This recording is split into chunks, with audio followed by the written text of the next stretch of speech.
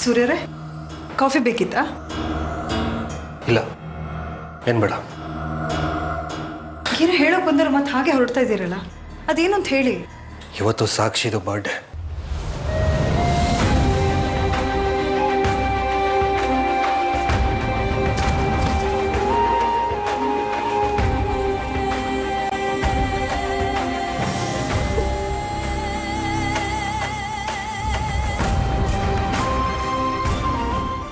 ಅದಕ್ಕೆ ಅವಳು ಇಷ್ಟವಾದ ಸ್ವೀಟ್ ಮಾಡಿ.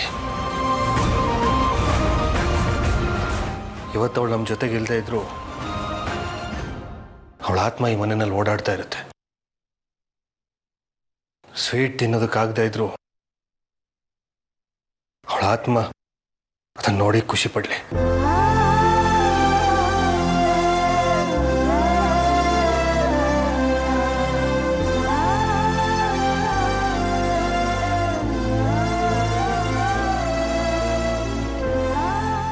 ಸರಿ ಸೂರ್ಯರೇ, ಮಾಡ್ತೀನಿ. ಆದರೆ ನೀವು ಮನೆಯಲ್ಲಿ ಬೀಗ್ತಿದ್ದಾರೆ. ಈ ಟೈಮ್ನಲ್ಲಿ ಮಾತಾಡಿದಷ್ಟು ಮನಸ್ತಾಪಕ್ಕೆ ದಾರಿ ಮಾಡಿಕೊಟ್ಟಾಗುತ್ತೆ. ಪ್ಲೀಸ್. ನನಗೆ ಗೊತ್ತು ಮನಸ್ಸಿಗೆ ತುಂಬ ನೋವಾಗಿದೆ ಅಂತ.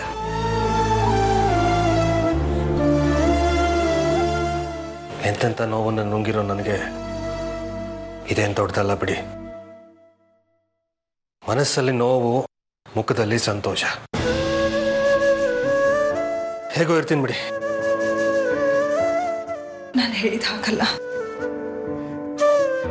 ಅಜ್ಜಿನ ಸಾಕ್ಷಿ ಬಗ್ಗೆ ಒಳ್ಳೆ ಮಾತುಗಳನ್ನ ಆಡ್ತಾ ಇದ್ರು. ಹೇಳ್ತಾರೆ, ಯಾಕಂದ್ರೆ ಅವಳು ನನ್ನ ಮಗಳು. ಶತ್ರುಗಳನ್ನ ಪಕ್ಕದಲ್ಲೇ ಇಟ್ಕೊಂಡು ಪ್ರೀತಿ ಮಾಡೋ ಗುಣನ ಇಟ್ಕೊಂಡವಳು. ಅದಕ್ಕೆ ಹೇಳೋದು, ಒಳ್ಳೆಯವರಿಗೆ ಬೇಗ ಸಾವು ಬರುತ್ತೆ ಅಂತ.